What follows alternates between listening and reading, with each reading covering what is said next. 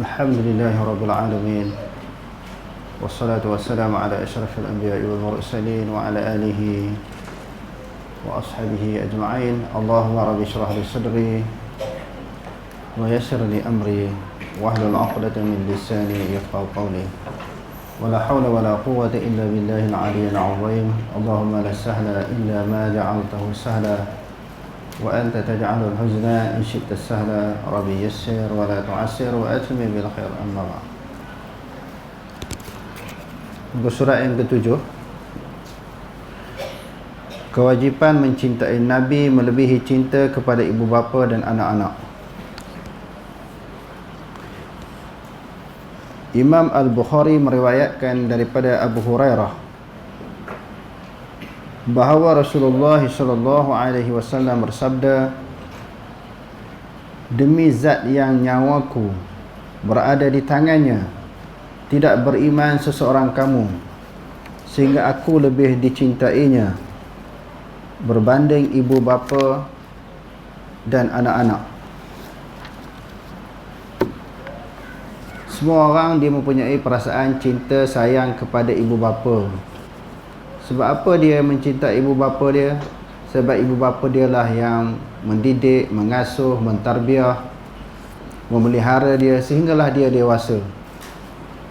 Bila sejak dia lahir lagi di atas muka bumi ini, lahir-lahir saja dia di atas muka bumi, keluar daripada perut ibu dia, dia dah tahu apakah peranan, apakah jasa pengorbanan yang begitu tinggi. Pengorbanan yang begitu tinggi yang dilakukan oleh ibu bapa kepada anak-anak, sehingga anak-anak dapat dibesarkan dan anak-anak berjaya di dalam pendidikan dan juga pelajaran, kadang-kadang berjaya di dalam kerjaya masing-masing, memiliki kedudukan, pangkat, pengaruh dan sebagainya. Sebahagian daripada anak-anak ini menjadi pemimpin negara, menjadi pemimpin masyarakat. Sudah tentu anak-anak ini mengenangkan jasa dan pengorbanan ibu bapa. Pun begitu, tidak boleh meletakkan kecintaan kepada kedua ibu bapa lebih daripada Nabi SAW. Kalau kita rasa ibu bapa kita banyak berkorban untuk kita, tetapi Nabi SAW lebih besar pengorbanan beliau, bukan kepada kita sahaja, bahkan kepada umat. Besarnya peranan Nabi ini Allah Subhanahu Wa Taala sebut bila diutuskan Nabi SAW di atas muka bumi ini untuk menyampaikan risalah dakwah, penyebab alam ini memperolehi rahmat. Bila sebut alam, bukan sahaja alam yang terdiri daripada alam manusia, alam hayawan, alam tumbuhan, jin, semua dapat rahmat dengan kedatangan Nabi Muhammad SAW. Wa ma arsalnaka illa rahmatan lil alamin. Tidak kami mengutuskan engkau wahai Muhammad melainkan nak bawa rahmat kepada seluruh alam. Bukan alam manusia sahaja, bahkan semua alam, malaikatnya, hayawan, tumbuhan dan sebagainya. Rahmat-rahmat ni maknanya kasih sayang. Kasih sayang Allah Subhanahu Wa Taala kerana sebab diutuskan Nabi Muhammad. Sebelum Nabi Muhammad SAW dibangkitkan oleh Allah Subhanahu Wa Taala sebagai seorang rasul, sebagaimana yang kita ketahui, masyarakat jahiliah saling berperang, berbunuhan, bersengketa, berbalah di antara satu sama lain. Sebab apa mereka berkelahi? Sebab mereka tak kenal Tuhan. Siapa yang kuat, dialah yang berkuasa. Tidak ada perasaan kasih sayang di kalangan mereka. Apabila masyarakat begitu rosak, demi menyelamatkan masyarakat umat ketika itu, Allah Ta'ala mengutuskan Nabi Muhammad SAW yang merupakan Nabi yang terakhir. Dengan dakwah yang disampaikan oleh Nabi, masyarakat jahiliah itu boleh bersatu padu. Fa asbahtum bi ni'matihi ikhwana. Jadilah kamu dengan nikmat Islam dan iman itu bersaudara. Wa atasimu bihablillahi jami'an wa la tafarraqu. Wadhkuru ni'matallahi 'alaikum id kuntum a'da'an fa'alafa baina qulubikum fa asbahtum bi ni'matihi ikhwana. Wa kuntum 'ala syafa hufratin minan nari fa anqadhakum minha. Allah Ta'ala kata, kalau kamu mati di zaman jahiliah, kamu telah berada di jurang api neraka. Mati zaman tu masuk neraka sebab tak beriman kepada Allah. Hasil daripada perutusan Nabi, kamu dapat hidayah, kamu dapat petunjuk. Hasil daripada petunjuk iman dan Islam, fa asbahtum bi ni'matihi ikhwana, maka jadilah kamu dengan nikmat Islam dan iman itu bersaudara. Maknanya pengorbanan dan perjuangan Nabi lebih besar daripada apa yang diperjuangkan, daripada apa yang dikorbankan oleh ibu bapa kita. Sebab itu kena meletakkan kasih sayang kepada Nabi lebih besar daripada ibu bapa. Walaupun di dalam waktu yang sama, jangan kita mengabaikan tanggungjawab kepada ibu bapa. Sebagai seorang anak mesti melahirkan cinta sayang kepada ibu bapa, tetapi jangan melebihi kecintaan kepada Nabi SAW. Adakah ibu termasuk di dalam perkataan walid? Waladun, anak kan? Kalau walidun, ibu bapa. Sekali lagi kita dapati Rasulullah SAW yang sentiasa bercakap benar, lagi dibenarkan oleh Allah.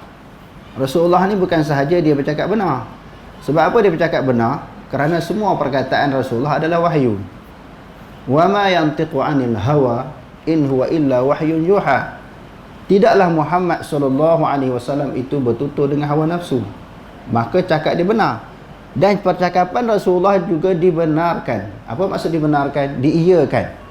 Diiyakan oleh Allah Subhanahu wa taala.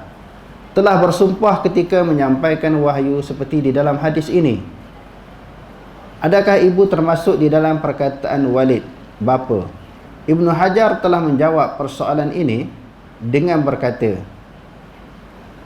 jika yang dimaksudkan dengan perkataan al-walid adalah yang memiliki anak, maka ia merangkumi ibu dan bapa. Sebab itu disebut walidaini, birru walidaini, buatlah baik kepada walidaini. Walid satu, ibu, maknanya ayah. Walidaini, ibu bapa, kedua ibu bapa. Jika yang dimaksudkan dengan perkataan al-walid adalah orang yang memiliki anak, maka ia merangkumi ibu dan bapa. Boleh juga kita katakan baginda berpada dengan menyebut salah seorang daripada keduanya. Sebut ibu ataupun ayah cukup, tapi dia sebut kadang-kadang disebut dengan walidaini, ibu bapa. Sebagaimana kebiasaan orang yang berpada dengan menyebut salah satu daripada dua perkataan, antonim tanpa menyebut antonim yang satu lagi. Jadi tujuan al-walid, bapa, disebut adalah sekadar memberi contoh. Maksudnya asal pula ia orang-orang yang sangat disayangi. Seolah-olah baginda bersabda, sehingga aku lebih dicintainya berbanding semua orang yang disayanginya.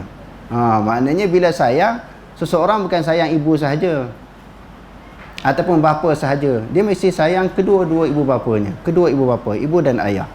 Patutnya Rasulullah sebut satu pun merangkumi.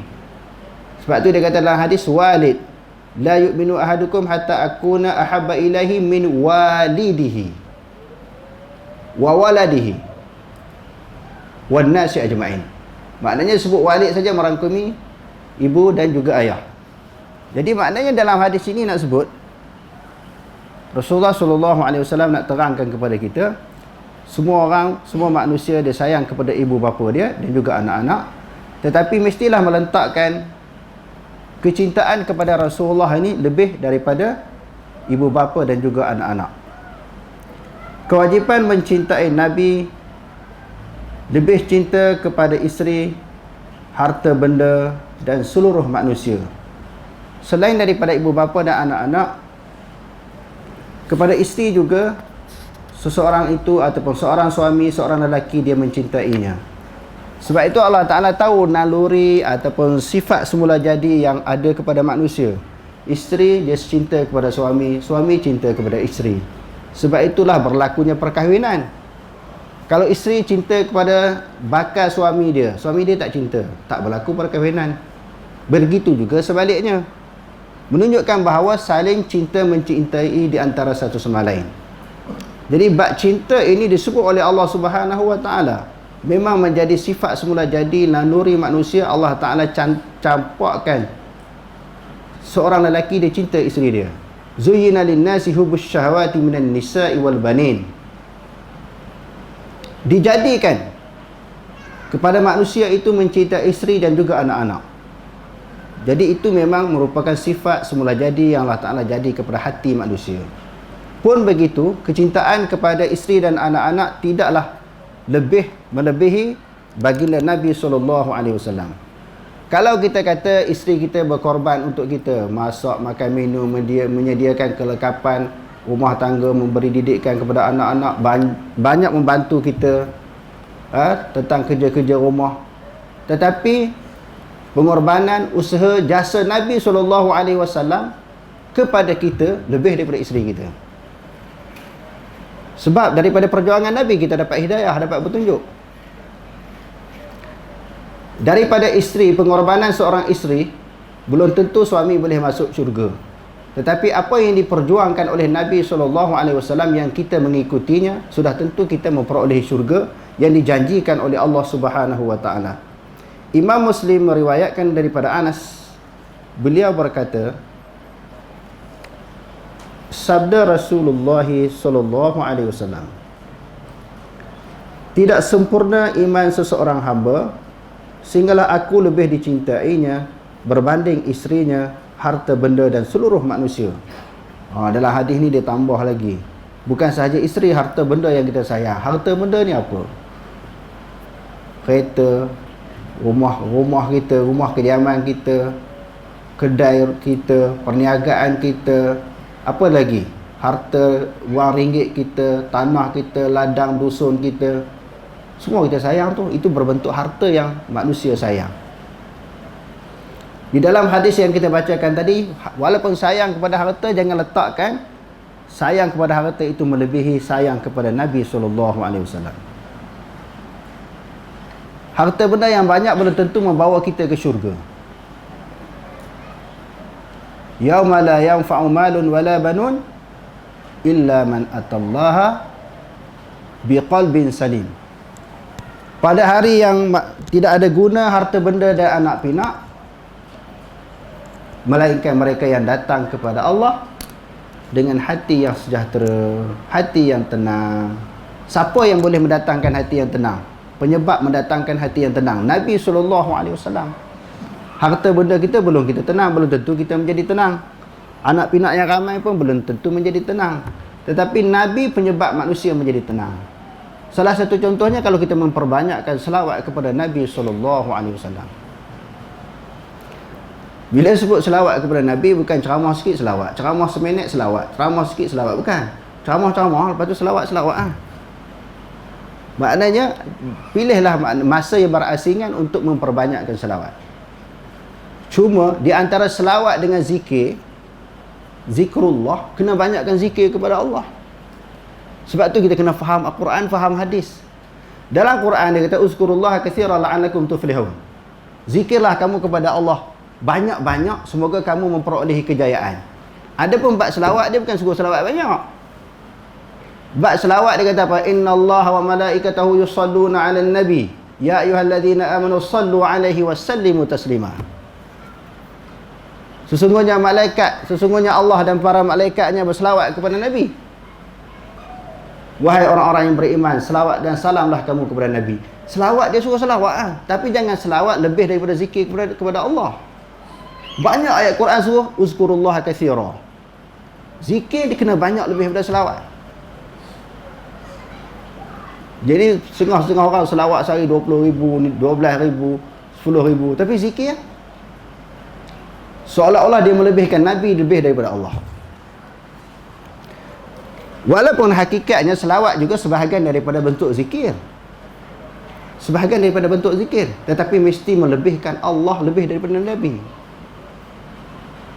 Kadang-kadang silap faham, meletakkan Allah dengan Nabi sama, ataupun meletakkan Nabi lebih daripada Allah. Tak boleh.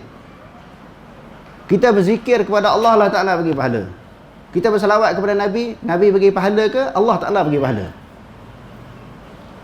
Siapa bagi pahala kita duduk bersalawat ni? Nabi ke Allah Ta'ala? Jangan silap faham, mengaji juga. Nak tunjuk lebay juga. Mesti zikir Allah lebih banyak pada zikir pada Nabi. Setengah orang mengaji lagi lama, lagi banyak kitab dia baca, lagi tak faham. Berpunca kerana ilmu yang dipelajari tidak bersumberkan kepada Quran dan hadis. Kitab ni bacalah banyak mana pun, mesti berpandukan kepada Quran dan hadis.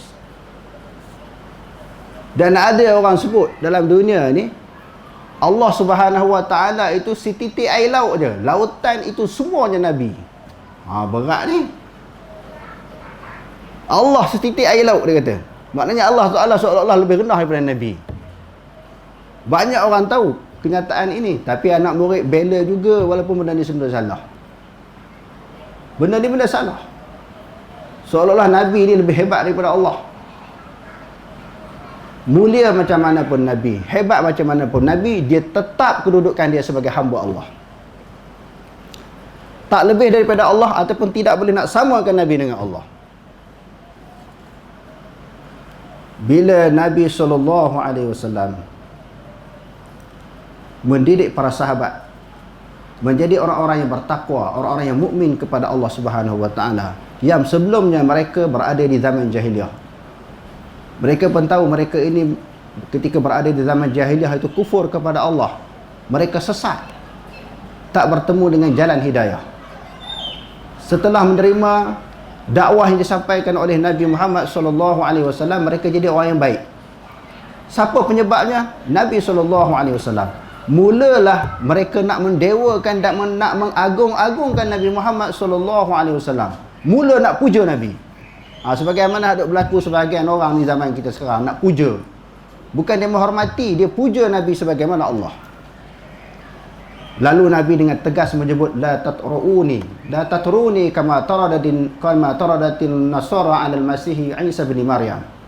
Janganlah kamu mengagung-agungkan aku, mendewa-dewakan aku, memuja aku sebagaimana yang dilakukan oleh Bani Israel kepada Isa ibnu Maryam. Berat sampai mereka menganggap Nabi Isa sebagai Tuhan. Lalu dipuja. Kalau kita tengok Bani Israel, mereka puja Samiri. Musa Samiri dengan pengikutnya puja Safi. Puja Safi ini dianggap sebagai Tuhan. Sekarang ni pun bentuk pujaan-pujaan tu pun dah ada. Nak cuba puja Nabi, agungkan Nabi, nak letakkan kedudukan dan taraf Nabi sama seperti Allah. Jadi kita orang Islam ni tak boleh terima perkara macam ni, kita kena tentang. Dan selain daripada Nabi, mereka cuba nak memuja Tok Guru, orang-orang alim daripada kalangan mereka. Cuba tuan-tuan boleh tengok dalam Facebook, dalam YouTube, cara mereka cium tangan Tok Guru macam mana. Kita tengok kadang-kadang geru macam mana sampai macam tu ni. Bukan sekadar cium biasa. Balik ni buka YouTube lah, tengok macam mana orang puja Tok Guru. Sebab tu Tok Guru ni dianggap macam maksum, tak salah. Sebab tu ada kartun, orang buat lakaran kartun. Anak murid bisik kat Tok Guru hari ni nak bohong apa? Sebab apa orang buat kartun macam tu? Sebab Tok Guru cakap apa pun anak murid boleh terima, walaupun tak ada dalil. Sebab tu Tok Guru boleh cakap apa sahaja. Anak murid tanya Tok Guru, hari ni kita nak bohong apa? Seolah-olah cakap Tok Guru ni menipu. Bukan semua, tapi sebahagian. Kalau nak hormat Tok Guru pun maknanya agak-agak lah, jangan mendewakan. Tok Guru ni manusia. Cuma lebih seorang itu di sisi Allah bukan nama title sebagai seorang Tok Guru. Lebihnya takwa, bukan title sebagai seorang Tok Guru. Ya ayuhan nas, inna khalaqnakum min zakarin wa unsa wa ja'alnakum syu'uban wa qaba'ila lita'arafu inna akramakum indallahi atqakum.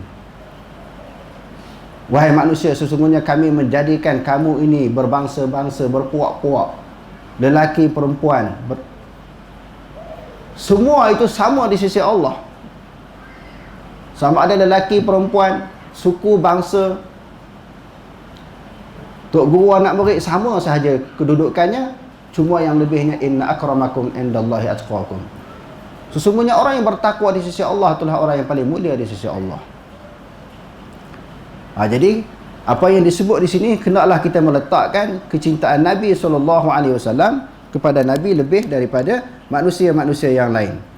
Ancaman Allah terhadap orang yang mencintai sesuatu melebihi cinta kepada Nabi. Allah telah mengancam dengan balasan siksaan bagi sesiapa yang mencintai salah seorang daripada ibu bapa, anak-anak, adik-beradik, isteri dan keluarga terdekat, ataupun salah satu daripada harta benda, perniagaan dan tempat tinggal, melebihi cinta kepada Allah, Rasulullah dan Rasulullah SAW serta berjihad pada jalan Allah.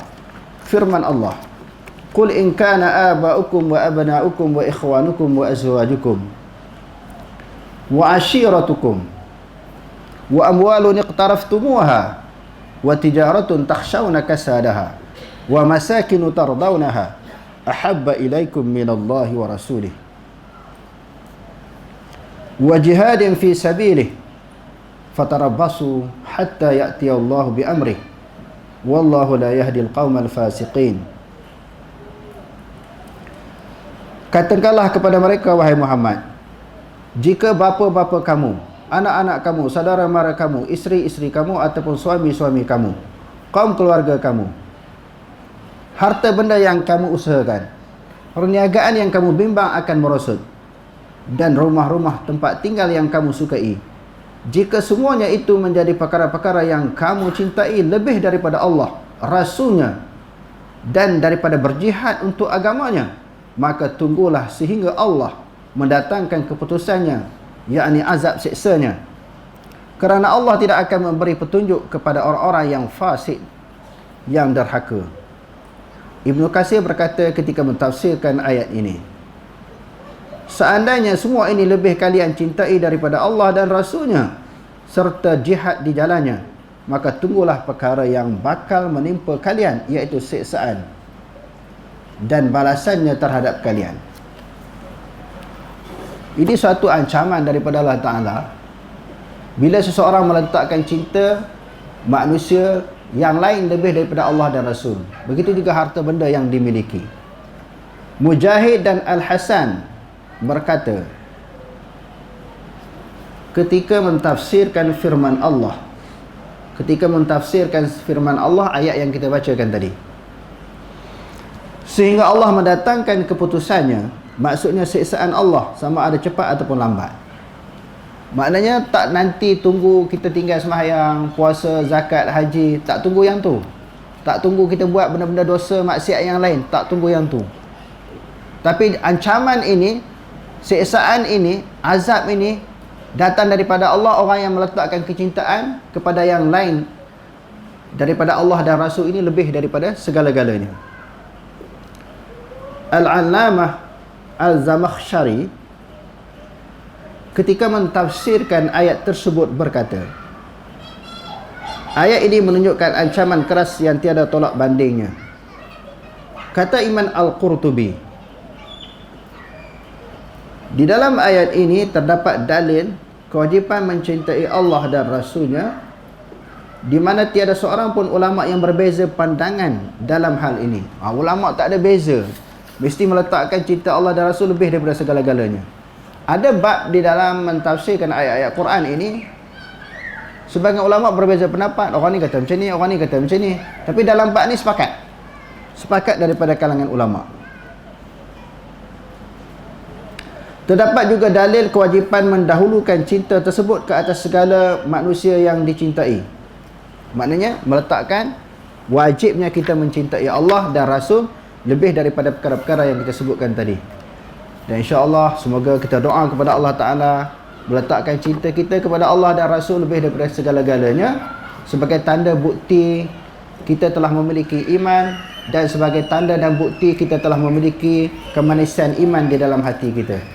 Wallahu alam, aqulu qawli hadza wastaghfirullahal azim li wa lakum. Wassalamu alaikum warahmatullahi taala wabarakatuh.